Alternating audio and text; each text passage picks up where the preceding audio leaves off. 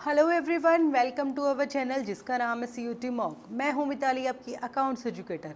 तो बच्चों, जैसा कि हम लोग अपना चैप्टर कर रहे हैं कैश फ्लो स्टेटमेंट, इसके बच्चा हमने अपने दो टॉपिक्स कवर कर लिए थे। जहां फर्स्टली हमने देखा था meaning, objectives, benefits and second हमने देखा था classification of different activities in the cash flow statement. Clear है बच्चा? आज हम अपनी ये एक्टिविटीज़ को करने से पहले एक टॉपिक करते हैं बच्चा।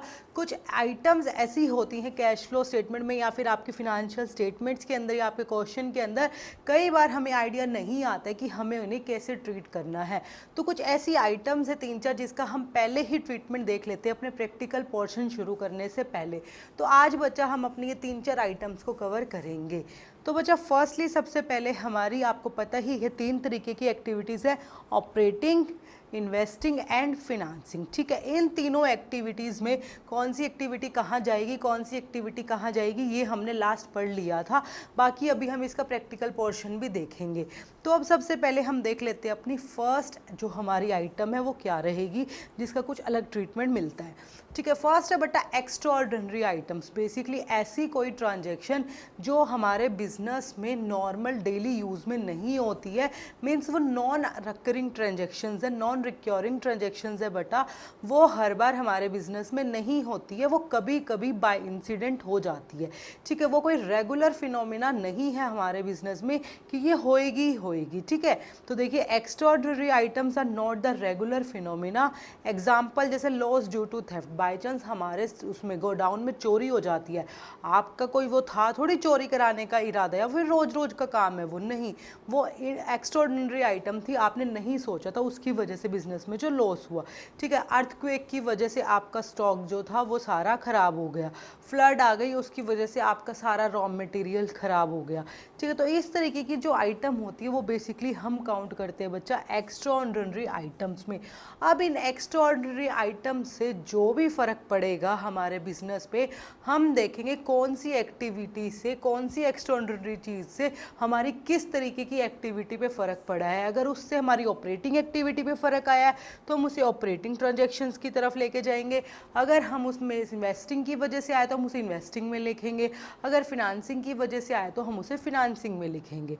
डन। तो देखिए extraordinary items are non recurring in nature and hence cash flows associated with extraordinary items should be classified and disclosed separately as arising from operating, investing and financing। ठीक है, तो आपको देखना है किस ट्रांजैक्शन की वजह से कौन सी एक्टिविटी पे इफेक्ट पड़ेगा, तो आप उसे उसी में लेके जाएंगे। ये नहीं है कि जितनी एक्स्ट्राऑर्डिनरी आइटम्स होगी आप उसे सबको ऑपरेटिंग में डाल देंगे, नहीं, डिपेंड करेगा नेचर ऑन द ट्रांजैक्शन। अगर इन्वेस्टिंग से रिलेट है तो आप इन्वेस्टिंग एक्टिविटी में डालेंगे, फिनांसिंग से रिलेट है तो आप फिनांसिंग में डालेंगे। Done. This is done to enable users to understand the nature and effect on the present and future cash flows of an enterprise। Means अगर ऐसी कोई ट्रांजेक्शन होती है तो इससे हमारे कैश फ्लो पे इफेक्ट पड़ेगा। तो बच्चा हमें इन आइटम्स को इसलिए रिकॉर्ड करते हैं बेसिकली कि हमें पता चल जाए उसको पढ़ के भी ये एक्स्ट्राऑर्डिनरी आइटम्स थी और इससे ये इफेक्ट पड़ा, ये फ्यूचर में तो नहीं होने वाली, तो आप फ्यूचर के अपने कैश फ्लोज पे उसका इफेक्ट देख सकते हैं कि क्या पड़ेगा क्या नहीं पड़ेगा। अगर अब फायर से कोई लॉस हो गया तो बेसिकली गुड्स को जो लॉस हुआ है साथ के साथ थोड़ा बहुत बिल्डिंग को भी लॉस हुआ है, तो उससे हम आइडिया लगा सकते हैं भाई इन फ्यूचर हमारी जो सेल रहेगी उसको हमें रिकवर करने में इतना टाइम लगेगा, तो फ्यूचर में हमारे कैश फ्लो पे भी इसका इतना असर पड़ सकता है। तो इसलिए बच्चा एक्स्ट्राऑर्डिनरी आइटम्स को भी हम अपने कैश फ्लो स्टेटमेंट बनाते हुए ध्यान रखते हैं और जोन सी ट्रांजैक्शन जिस भी एक्टिविटी से रिलेट करती है हम उसको उसी एक्टिविटी में क्लासीफाई करके उसका जो भी इनफ्लो आउटफ्लो जिस भी तरीके से बनेगा उसको वहाँ पे इंक्लूड करती है। डन। तो ये थी बच्चे हमारी फर्स्ट बेसिकली एक्स्ट्राऑर्डिनरी आइटम्स। ऐसी कोई ट्रांजैक्शन जो बेसिकली रेगुलर बेसिस पे नहीं की जाती है वो कई बार हमारे बिजनेस में हो जाती है, जैसे फ्लड आ गई, अर्थक्वेक आ गया या फिर किसी भी तरीके से चोरी हो गई आपके में, आग लग गई है, तो इस तरीके की चीज़ें जब कई बार हो जाती है। डन। सेकेंड हम देख लेते हैं बच्चा interest and dividend. Basically interest paid, dividend paid, interest received, dividend received, ये 4 चीज़ें हमारी रहेंगी। ठीक है, देखिए हमारी क्या रहेंगी बच्चा, आपकी 4 चीज़ें रहेंगी यहाँ पे। इंटरेस्ट पेड, एक बात होती है हमारी इंटरेस्ट रिसीव्ड, एक होता है हमारा डिविडेंड पेड, एक होता है हमारा डिविडेंड रिसीव्ड। ये चार चीज़ें बच्चा हमारी होती है, या हम इंटरेस्ट पे करते हैं या हमें इंटरेस्ट मिलता है, या हम डिविडेंड पे करते हैं या हमें डिविडेंड मिलता है। ठीक है, तो ये चार चीज़ें हमारी रहती हैं। अब इनको हम कैसे ट्रीट करते हैं बच्चा? वैसे तो जब हमने लास्ट लेक्चर पढ़ा था हमने देखा था interest paid and dividend paid हमारे कहाँ जाते हैं बच्चा? फिनांसिंग एक्टिविटीज़ में जाते हैं, फिनांसिंग आउटफ्लो में जाएंगे। क्यों? क्योंकि हमने इंटरेस्ट लॉन्ग टर्म बोरोइंग्स पे, बैंक लोन्स वगैरह पे, डिबेंचर्स पे करते हैं, और डिविडेंड हम अपने इक्विटी शेयर्स और प्रेफरेंस शेयर्स को पे करते हैं। सेम उसी तरीके से इंटरेस्ट हमें रिसीव होता है, डिविडेंड हमें रिसीव होता है। वो कब रिसीव होगा? जब हम कहीं पे इन्वेस्टमेंट करते हैं। तो ये दोनों कहाँ जाते हैं? हमारे इन्वेस्टिंग एक्टिविटीज़ में। ठीक है, तो इंटरेस्ट पेड कहाँ जाएगा बच्चा? आपका फिनांसिंग एक्टिविटी में। इंटरेस्ट रिसीव्ड कहाँ जाएगा? इन्वेस्टिंग एक्टिविटी में, मैं शॉर्ट में लिख रही हूँ। डिविडेंड पेड कहाँ जाएगा? फिनांसिंग एक्टिविटी में। और डिविडेंड रिसीव्ड कहाँ आएगा बच्चा? आपका इन्वेस्टिंग एक्टिविटी में। ठीक है, दो चीज़ें हमारी इन्वेस्टिंग में जाएंगी, दो चीज़ें हमारी फिनांसिंग में जाएगी। पेड हमारा हमेशा फिनांसिंग में जाएगा, रिसीव्ड हमारा हमेशा कहाँ जाएगा बच्चा? इन्वेस्टिंग में जाएगा। क्लियर है? तो ये था बच्चा इंटरेस्ट रिसीव्ड एंड हमारा डिविडेंड पेड। जब हमारी एक कंपनी, बेसिकली कौन सी कंपनी होती है? नॉन फिनेंशियल कंपनी होती है। कौन सी कंपनी होती है बच्चा? हमारी नॉन फिनेंशियल कंपनी। मैं कह रही हूँ अब एक म्यूचुअल फंड कंपनी थी। कौन सी कंपनी थी बच्चा? हमारी म्यूचुअल फंड कंपनी थी, या फिर आप कह लो फिनेंशियल कंपनी थी। तो इसके केस में ये चीज़ें अलग हो जाएंगी। क्यों? क्योंकि लोन लेना, देना, इंटरेस्ट देना, लेना उसका डेली बेसिस का काम है। वो अपने डेली बेसिस पे उसका जो रेगुलर एक्टिविटीज़ है, जो रिवेन्यू जनरेटिंग एक्टिविटीज़ है, वो यही है। लोगों को लोन देना, उनसे डिपॉजिट्स लेना, इक्विटी शेयर्स में डील करना, इस तरीके की एक्टिविटीज़ उनके लिए बेसिक एक्टिविटीज़ होती है। डन। तो बच्चा उस केस में जो इंटरेस्ट पेड है वो चला जाएगा हमारा ऑपरेटिंग एक्टिविटी में। कहाँ जाएगा बच्चा? हमारा ऑपरेटिंग एक्टिविटी में। इंटरेस्ट रिसीव्ड भी हमारा कहाँ आ जाएगा? ऑपरेटिंग एक्टिविटी में। और डिविडेंड रिसीव्ड भी हमारा कहाँ आ जाएगा? ऑपरेटिंग एक्टिविटी में। बट डिविडेंड हम किसे पे करेंगे बच्चा? डिविडेंड हम उसे पे करेंगे जो हमारी कंपनी में इन्वेस्ट करेगा, मीन्स जो हमने शेयर कैपिटल लगा रखी है, जिसने वहाँ पे पैसा लगा रखा है, और उसे हम डिविडेंड देंगे। तो जब आप डिविडेंड दोगे वो क्या रहेगा? आपका फिनांसिंग एक्टिविटी। क्योंकि डिविडेंड देना आपका रोज का काम नहीं है। ठीक है, आप डील कर रहे हैं लॉन्स वगैरह में, बोरोइंग्स वगैरह में, बट ये आपका बेसिक डेली बेसिस का काम नहीं है डिविडेंड पे करना। एक बैंक का काम नहीं है कि वो डिविडेंड पे करे अपने कस्टमर्स को। तो वो उसकी हमेशा फिनांसिंग एक्टिविटी में जाएगा। क्यों? जिसने भी बैंक के शेयर्स खरीदे, डिविडेंड सिर्फ उन्हें मिलेगा जिसने भी बैंक में इन्वेस्ट किया है। तो बेसिकली बच्चा नॉन फिनेंशियल कंपनी के केस में क्या रहेगी? पेड चीज़ें कहाँ जाएगी? इंटरेस्ट और डिविडेंड आपकी फिनांसिंग एक्टिविटी में। और interest received and dividend received कहाँ जाएगा? हमारा इन्वेस्टिंग एक्टिविटी में। Done. But non financial company के केस, सॉरी फिनेंशियल कंपनी के केस में क्या रहेगा बच्चा? ये तो आपका नॉन फिनेंशियल के केस में था। फिनेंशियल कंपनी के केस में डिविडेंड पेड क्या रहेगा? आपका फिनांसिंग एक्टिविटी रहेगा। बाकी तीनों हमारा ऑपरेटिंग एक्टिविटी रहेगा। तो एक चीज़ याद रखिएगा, जो डिविडेंड पेड है, चाहे वो आपकी फिनेंशियल कंपनी है, चाहे वो आपकी नॉन फिनेंशियल कंपनी है, वो कौन सी एक्टिविटी रहेगी बच्चा? हमारी फिनांसिंग एक्टिविटी रहेगी। क्लियर है? तो आपको हमेशा ध्यान रखना, कई बार कंफ्यूज करने के लिए पूछेगा dividend paid is what type of activity for a financial company. तो आपको कंफ्यूज नहीं होना है, चाहे वो फिनेंशियल कंपनी हो चाहे वो नॉन फिनेंशियल हो, that is financing activity. Done. तो ये था बच्चा हमारा इंटरेस्ट और डिविडेंड रिसीव्ड वाला कंसेप्ट। यहाँ शॉर्ट में देखिए मैंने लिखा भी है, in case of a financial enterprise interest paid received and dividend received are classified as operating while dividend paid is financing activity. Second number पे देखिए, in case of non financial enterprise payment of interest and dividend are classified as financing whereas receipt of interest and dividends are classified as investing. Clear है बच्चा? Non financial के case में paid क्या रहेगी? आपकी financing, और received क्या रहेगी? हमारी इन्वेस्टिंग।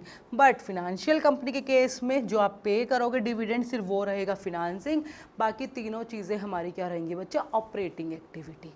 क्लियर है? तो ये था हमारा इंटरेस्ट और डिविडेंड वाला कंसेप्ट। अब हम आ जाते हैं अपने टैक्स वाले कंसेप्ट पे, ये भी बिल्कुल ईजी है, ठीक है। टैक्स, अब आप अलग अलग तरीके का टैक्स देते हैं, ठीक है। एक कंपनी जो उसने इनकम अर्न की है उस पर इनकम टैक्स देती है, जो उसने डिविडेंड अर्न करा है उस पर डिविडेंड टैक्स पे करती है, अगर उसने कहीं पे इन्वेस्टमेंट कर रखी थी उस पर उसने शेयर्स वगैरह को सेल करा और उसको कैपिटल गेन हुआ तो हम उस कैपिटल गेन पे भी टैक्स देते हैं। तो उस टैक्स को जो आपका अलग डिफरेंट इनकम्स पे लगा है या फिर अलग अलग गेन्स पे लगा है, हम उसे कैसे क्लासीफाई करेंगे। आपको ये नहीं है कि जितना भी टैक्स पे किया वो सारा हम कहाँ डाल देंगे, अपना ऑपरेटिंग एक्टिविटीज़ में, नहीं। जिस एक्टिविटी से रिलेटेड टैक्स हम पे कर रहे हैं हम वो टैक्स को वहीं पे क्लासीफाई करेंगे। अगर हमने अपने बिजनेस में प्रॉफिट अर्न करा है, हमने इनकम अर्न की है और उसके ऊपर हमने टैक्स पे किया है, तो वो इनकम टैक्स जो हमारा मेन रिवेन्यू जनरेटिंग एक्टिविटीज़ थी वो उस वाली इनकम पे लगा है, तो वो बेसिक इनकम पे लगा है, हमारा रेगुलर वाली जो इनकम थी उस पे लगा है, तो वो इनकम टैक्स कहाँ जाएगा बच्चा, आपका ऑपरेटिंग एक्टिविटीज़ में जाएगा। अब आपने बच्चा जैसे शेयर्स में इन्वेस्ट कर रखा था, ठीक है, वहाँ से जो आपने शेयर्स को सेल किया तो उसके ऊपर आपको कैपिटल गेन हो गया, मीन्स आपने 10 लाख के शेयर ले रखे थे, 20 लाख रुपए में बेच दिए, तो 10 लाख रुपए का जब आपको कैपिटल गेन हो रहा है बेसिकली, अब उसके ऊपर हमसे टैक्स लिया जाता है। तो वो टैक्स आपको कहाँ से मिला बच्चा, उस एक्स्ट्रा इनकम पे मिला जो आपने इन्वेस्टमेंट से कमाई थी। इन्वेस्टमेंट्स हम कहाँ डालते हैं, अपनी इन्वेस्टिंग एक्टिविटी में डालते हैं, तो जो बच्चा कैपिटल गेन के ऊपर टैक्स लगेगा वो भी हमारा कहाँ जाएगा, इन्वेस्टिंग एक्टिविटी के अंदर जाएगा। क्लियर है। इस तरीके से हमें टैक्स को भी कैटेगराइज करना होता है। देख लेते हम कैसे करते हैं। देखिए, टैक्सेस में भी इनकम टैक्स हो सकता है जो नॉर्मल प्रॉफिट पे आया, कैपिटल गेन टैक्स हो सकता है जो कैपिटल प्रॉफिट्स पे, लाइक शेयर्स को सेल करने पे आया, या फिर डिविडेंड टैक्स हो सकता है, tax on the amount distributed as dividend to shareholders. जब हम डिविडेंड को शेयर होल्डर्स पे करते हैं हमें उसके ऊपर टैक्स पे करना होता है, दैट इज डिविडेंड टैक्स, ठीक है। तो एज पर अकाउंटिंग स्टैंडर्ड 3, याद रखिएगा कैश फ्लो स्टेटमेंट में चीज़ें कहाँ से आती है बच्चा, अकाउंटिंग स्टैंडर्ड 3 से, requires that cash flows arising from taxes on income should be separately disclosed and should be classified as cash flow from operating activities unless they can be specifically identified with financing and investing activities। मतलब वही वाली चीज़ है जो income पे tax दे रहे हैं हमें उसे क्लासीफाई करना है, वो ऑपरेटिंग है, इन्वेस्टिंग है या फिर फिनांसिंग है, ठीक है। देखिए नीचे 3 तरीके के टैक्स है। Tax on operating profit should be classified as operating cash flows, means obviously बात है जो ऑपरेटिंग इनकम पे हमने टैक्स दिया वो ऑपरेटिंग एक्टिविटीज़ में जाएगा, ठीक है। Dividend tax that is tax paid on dividend should be classified as financing activity along with the dividend paid. Dividend paid कौन सी एक्टिविटी है बच्चा, हमारी फिनांसिंग एक्टिविटी है, तो उस पर जो हम टैक्स पे करेंगे वो भी किस में जाएगा, हमारी फिनांसिंग एक्टिविटीज़ में जाएगा। Capital gain tax paid on sale of fixed assets should be classified under the investing activity. कोई कैपिटल गेन टैक्स हुआ, जैसे मैंने शेयर्स का एग्जांपल लिया था, सेम उसी तरीके से अगर आपने कोई फिक्स्ड एसेट्स वगैरह सेल किया उस पर जो कैपिटल गेन आया उस पर हमने कोई टैक्स पे किया है तो वो भी कहाँ जाएगा, आपका इन्वेस्टिंग एक्टिविटी में। तो ध्यान रखिएगा, इन्वेस्टमेंट से रिलेटेड कोई टैक्स पे किया है तो वो कहाँ जाएगा बच्चा, इन्वेस्टिंग में। डिविडेंड पे से रिलेटेड जो डिविडेंड टैक्स दिया है वो कहाँ जाएगा, फिनांसिंग में। और ऑपरेटिंग प्रॉफिट पे जो टैक्स दिया है वो कहाँ जाएगा, ऑपरेटिंग एक्टिविटी में। जिस एक्टिविटी से रिलेटेड टैक्स दिया उसी एक्टिविटी में हमने उसको कैटेगराइज कर दिया। डन। तो ये था बच्चा हमारा tax on incomes and gains वाला चीज़। अब और देख लेते हैं, और हमारा क्या है, नॉन कैश ट्रांजैक्शंस। अब कैश फ्लो स्टेटमेंट हमने सबसे फर्स्ट लेक्चर में पढ़ा था क्या होती है, जहाँ पे हम अपने कैश इनफ्लो और कैश आउटफ्लो को देखते हैं डिफरेंट एक्टिविटीज से। अब अगर ऐसी कोई आइटम है बच्चा जो नॉन कैश आइटम है, मीन्स जिससे हमारे कैश पे कोई इफेक्ट ही नहीं पड़ेगा, तो क्या आप उसे कैश फ्लो स्टेटमेंट पे रिकॉर्ड करेंगे, नहीं करेंगे भाई। जब उससे कैश पोजीशन पे कोई फर्क ही नहीं पड़ेगा तो हम उसे क्यों रिकॉर्ड करेंगे। तो ये वही चीज़ बोलता है, as per accounting standard 3, investing and financing transaction that do not require the use of cash or cash equivalents should be excluded from a cash flow statement। ऐसी कोई ट्रांजैक्शन जो आपकी मतलब जिससे आपका कैश या कैश फ्लो इक्विवेलेंट्स दोनों पे कोई फ़र्क नहीं पड़ रहा है, चाहे वो इन्वेस्टिंग एक्टिविटी हो चाहे वो फिनांसिंग हो, हम उसे कैश फ्लो स्टेटमेंट में इंक्लूड नहीं करेंगे, हम उसे एक्सक्लूड करेंगे, हम उसे नहीं कंसीडर करेंगे। डन। एग्जांपल्स देखिए नीचे लिखे हुए हैं, acquisition of machinery bye issue of equity shares. भाई मेरे को 10 लाख रुपए की मशीनरी चाहिए थी, मैंने 10 लाख रुपए का मेरे पास कैश नहीं था, मैंने क्या करा, शेयर्स इशू कर दिए, ठीक है। मैंने उसको जिससे मैंने मशीनरी मशीनरी ली, मैंने उसको अपनी कंपनी के शेयर्स दे दिए। ठीक है, मेरे पास मशीनरी भी आ गई और मेरे पास कैश भी नहीं गया, तो क्या हुआ, ये नॉन कैश आइटम हुई। ठीक है, redemption of debentures bye issue of equity shares, मुझे 5 लाख रुपए के डिबेंचर्स रिडीम करने थे, उनका मैच्योरिटी टाइम आ गया था। ठीक है, अब मेरे पास कैश नहीं था 5 लाख रुपए का, मैंने क्या करा, उनको 5 लाख रुपए के शेयर्स दे दिया। मीन्स मैंने अपनी लॉन्ग टर्म बोरोइंग्स को क्या बना दिया बच्चा, अपनी शेयर कैपिटल में कन्वर्ट कर दिया।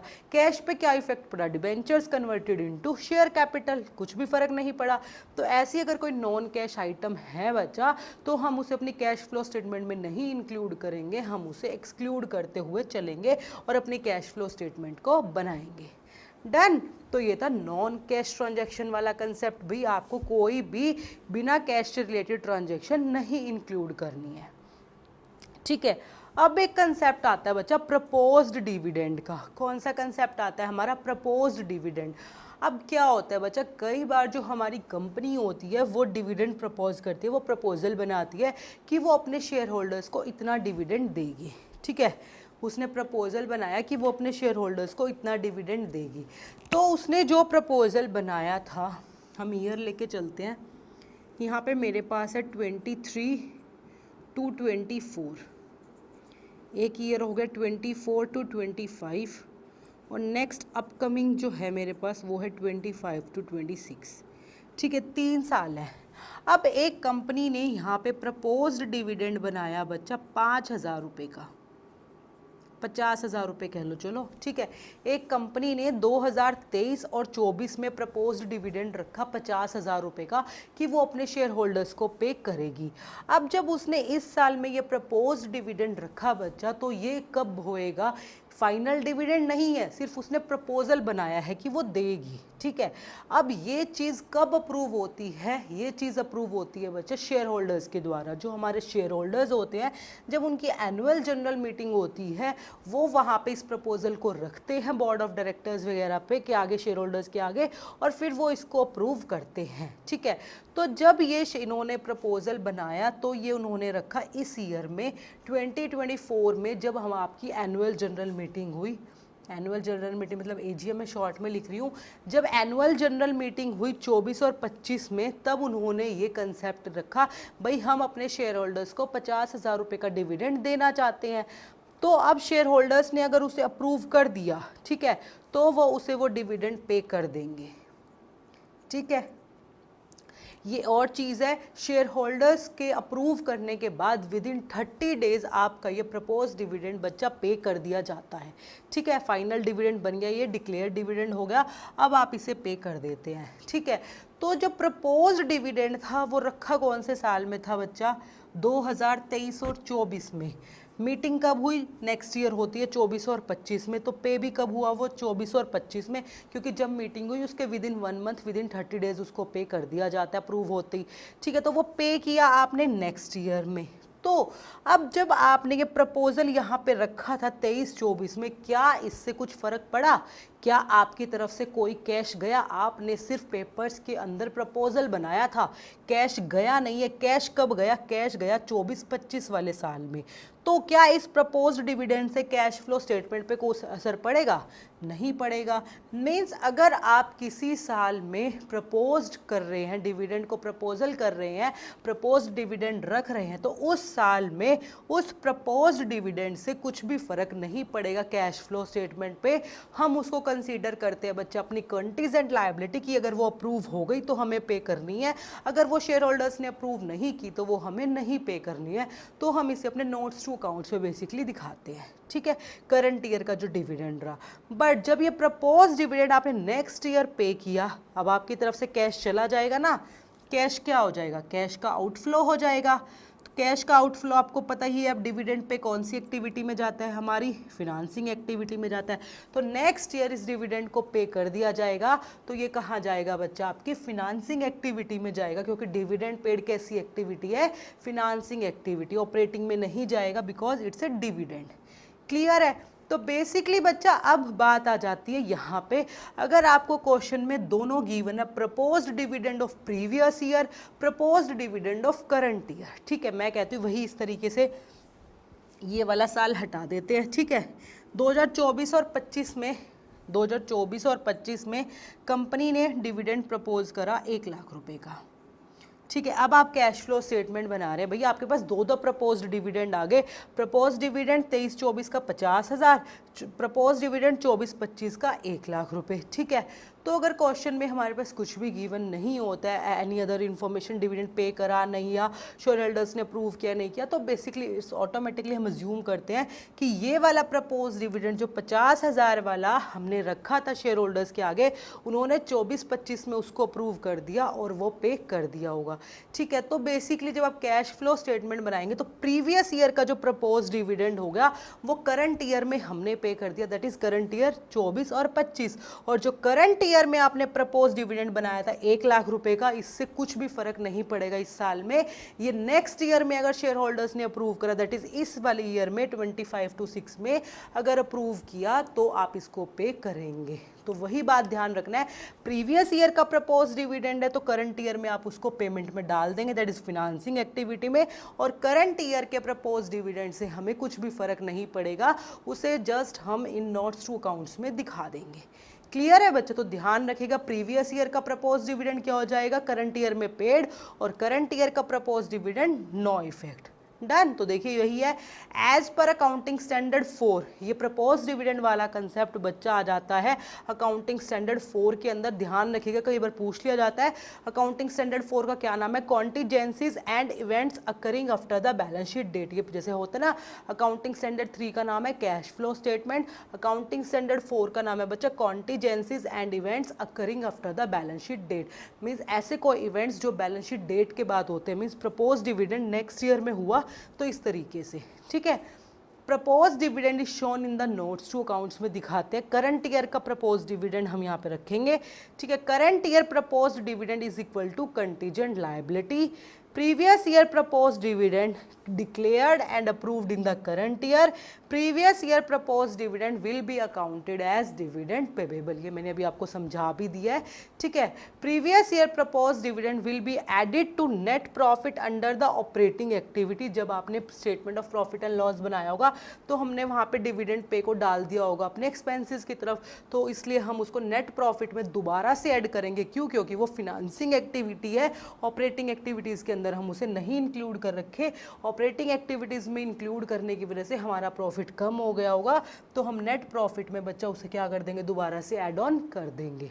ठीक है, and will be shown under the financial activity. Financing activity इधर आएगा। ठीक है, हम कहाँ शो करेंगे उसको, फिनांसिंग एक्टिविटी में। इन केस अगर आपने पे किया है तो ऑपरेटिंग एक्टिविटीज़ के अंदर से हम उसे क्या कर देंगे बच्चा, निकालेंगे। ऑपरेटिंग एक्टिविटी में ऐड करने की वजह से क्या हुआ होगा, हमारा प्रॉफिट कम हुआ होगा। जितने का भी प्रॉफिट कम हुआ इस डिविडेंड से, उतने का ही प्रपोज डिविडेंड जो हमने पे किया उसको हम ऐड कर देंगे। ठीक है, तो ध्यान रखिएगा, प्रीवियस ईयर का propose dividend paid in the current year, तो आप उसे डिविडेंड पेड को कहाँ डाल देंगे, फिनांसिंग एक्टिविटी में। और करंट ईयर का प्रपोज डिविडेंड कोई भी ट्रीटमेंट नहीं करना, सिर्फ इग्नोर करके उसको आगे बढ़ जाइएगा। ठीक है, तो ये था बच्चा हमारा प्रपोज डिविडेंड वाला कंसेप्ट। अब एक मैंने नॉर्मली यहाँ पे जो कैश फ्लो स्टेटमेंट अब आपको क्लासीफाई करना आ गया है, तो क्लासीफाई करके बच्चा उसको इस तरीके से लिखेंगे। ठीक है, मेन हेड्स है cash flow from operating activity, means cash flow operating activity से कितना हुआ वो लिखा। देन इन्वेस्टिंग एक्टिविटी से क्या कैश फ्लो हुआ, देन फिनांसिंग से क्या हुआ, ABC तीनों हमने लिखा, तीनों का हमने टोटल कर दिया। जो भी टोटल आया, चाहे उसमें इंक्रीज आया चाहे उसमें डिक्रीज आया, ये तो ज़रूरी नहीं है कि हर एक में से इंक्रीज आएगा और हर एक में डिक्रीज आएगा, कुछ भी हो सकता है। तो तीनों का टोटल प्लस माइनस करके जो भी आएगा नेट फिगर हम लिखेंगे। उसके अंदर हम cash and cash equivalents in the beginning, मतलब 1 अप्रैल को जो आपके कैश और कैश इक्विवेलेंट्स है वो उसके अंदर ऐड कर देंगे, तो आपके पास आ जाएगा बच्चा cash and cash equivalents at the end. ठीक है, तो ये मैंने एक नॉर्मल सा छोटा सा परफॉर्मा आपको दिखाया था कैश फ्लो स्टेटमेंट का। जिस तरीके से ये बनेगी अभी हम धीरे धीरे करके अपने नेक्स्ट लेक्चर से इसको सीखेंगे। क्लियर है बच्चा? तो आज वाले टॉपिक से रिलेटेड 2 क्वेश्चंस है बच्चों जो आपको घर से करने हैं। वो दोनों क्वेश्चंस रहेंगे हमारे ये, फर्स्ट डिविडेंड रिसीव्ड कौन सी एक्टिविटी है बताना है, और एक टैक्स पेड आपसे पूछा गया है वो पढ़ लेना, वो बताना है आपको। इनको हम डिस्कस करेंगे अपने नेक्स्ट लेक्चर में। आप देख लेते जो लास्ट सेशन में हमने आपको 2 क्वेश्चंस दिए थे उनके क्या आंसर थे। फर्स्ट था बच्चा select the item of investing activity, इनमें से आपको इन्वेस्टिंग एक्टिविटी बतानी थी, that is option number C purchase of furniture. देखिए इशू ऑफ शेयर्स हमारा क्या है बच्चा, फिनांसिंग एक्टिविटी है, रिवेन्यू फ्रॉम ऑपरेशंस आपका ऑपरेटिंग है, रिडम्पशन ऑफ डिबेंचर्स आपका फिनांसिंग एक्टिविटीज है। ठीक है, देन क्वेश्चन नंबर सेकंड था which accounting standard governs preparation of cash flow statement, that is accounting standard 3 revised. ठीक है बच्चा, तो ये थे हमारे लास्ट सेशन के दोनों क्वेश्चंस। तो मिलेंगे बच्चे अब अपने नेक्स्ट लेक्चर में, जहां कंटिन्यू करेंगे हम अपना टॉपिक और सीखेंगे कि हम ऑपरेटिंग एक्टिविटी से कैश फ्लो कैसे असरटेन करते हैं, कौन कौन सी चीज़ों की एडजस्टमेंट्स उसके अंदर की जाती है। ऑपरेटिंग एक्टिविटी थोड़ा सा मुश्किल रहता है हमारे कैश फ्लो स्टेटमेंट वाले चैप्टर में, इन्वेस्टिंग और फिनांसिंग बिल्कुल ईजी है। ऑपरेटिंग एक्टिविटीज़ निकालते हुए हमें काफ़ी सारी चीज़ों की एडजस्टमेंट्स करनी होती है, तो हम इसको सीखेंगे अपने नेक्स्ट लेक्चर से। तो मिलेंगे बच्चा अपने नेक्स्ट लेक्चर में, till then bye bye everyone, take care.